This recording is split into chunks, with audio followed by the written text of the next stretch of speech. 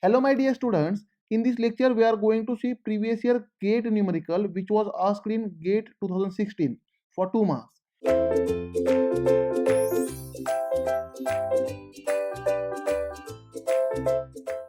Now the question is, for a break shown in figure, which of the following is true? See, for this type of arrangement, which of the following is true? Now from the diagram, see, it is a lever. On this lever, force F is acting in downward direction. Here the brake shoe and connected externally to the brake drum. This type of arrangement is a shoe brake. Now for this shoe brake, there are four options. Which of the following is correct? Option 1 is self-energizing for clockwise rotation of the drum. Option B is self-energizing for anti-clockwise rotation of the drum. Option C, self-energizing for rotation in either direction of the drum. And option D, not a self-energizing type. Right? Means in total question they are asking in which direction it is self-energizing. Right? Now we have to check first in which direction it is self-energizing.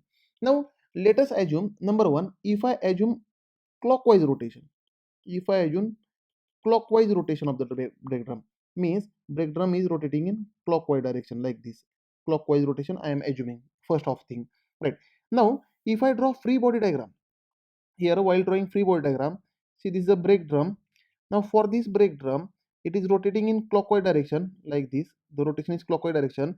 If I consider point on the brake drum here, contacting point with shoe and brake drum, now there will be a normal reaction like this, downward direction, and upward. And due to this clockwise direction, clockwise rotation, the point on the brake drum, this point is moving towards right. This will be the motion direction. Therefore frictional force will be opposite to the motion, it is mu n. Right? Means frictional force will be to the left. And if I check for the lever, let us consider for the lever, let us say this is the lever, right, pivoted here. This lever is pivoted here at one end. Right? Now here force F is applied, force F is applied on the lever. Now on shoe there will be an action reaction pair. Therefore for this downward normal reaction, for this downward normal reaction on brake drum, there will be a upward normal reaction on the shoe. And for this left side frictional force, for this left side frictional force, there will be a right side frictional force, there is mu n. Right? Now I have resolved here. Now consider moment about pivot. Let us say this is a pivot. Now if I consider moment about the pivot, let us assume force F is at distance L. Right? Let us assume normal reaction is at distance A. Let us say this is at distance A, and let us assume mu n at distance, this is at distance radius or not. See here, from radius this much distance, this much distance is radius r or not, means it is at distance r. Let us say this is at distance r. Right? Now for equilibrium, summation of moment about pivot must be equal to 0. Therefore look at the moments. This force F is creating in clockwise direction, the at distance L, therefore plus F into L. Right? Again this mu n is creating moment about pivot in clockwise direction, therefore plus mu n into at distance r.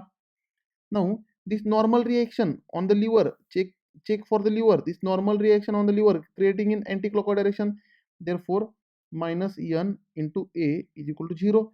Right? Now see, the effort, applied moment or applied torque in clockwise direction, this is applied moment. And frictional moment is also in clockwise direction, frictional moment is also in clockwise direction.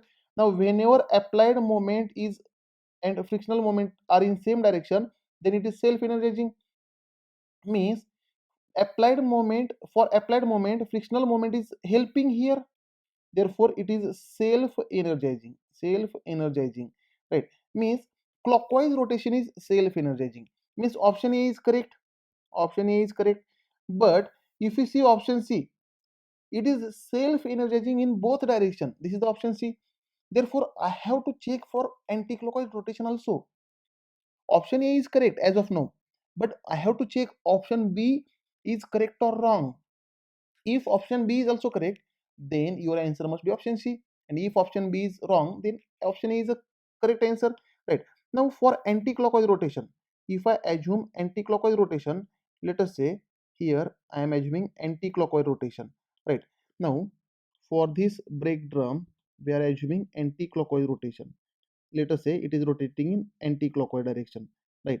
Now for anti-clockwise rotation, can I say here the friction direction will change? For anti-clockwise rotation, what will happen? The direction of friction only changes.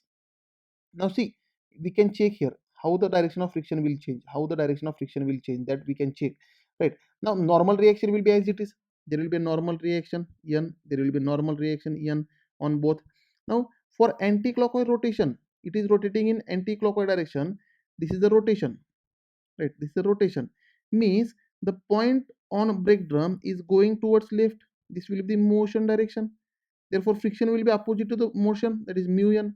Now on brake drum the friction is towards left, right, sorry, right. Therefore on a shoe, on on a shoe, or we can say on a lever, the friction will be towards left, that is mu n. This will be the friction direction. Now if I, for this anti-clockwise rotation, here it is anti-clockwise, second case we are checking for anti-clockwise, second anti-clockwise motion. For anti-clockwise motion, if I write summation of moment about pivot is equal to 0, now check the equilibrium equation, that is summation of moment about pivot is equal to 0. For this equilibrium equation, see, applied moment, that is force into L, it is in clockwise direction only, therefore plus EFL. Now for frictional moment, now see, frictional moment mu n into R in anti-clockwise direction, therefore minus mu n into R, and moment due to normal reaction again anti-clockwise direction, therefore minus n into A, minus n into A is equal to 0. Now see, applied moment is in clockwise direction, applied moment is in clockwise direction, it is in applied moment, this is a applied moment clockwise direction, and frictional moment is in anti-clockwise direction, anti-clockwise direction, right? This is a frictional moment in anti-clockwise direction, and normal reaction moment is also in anti-clockwise direction.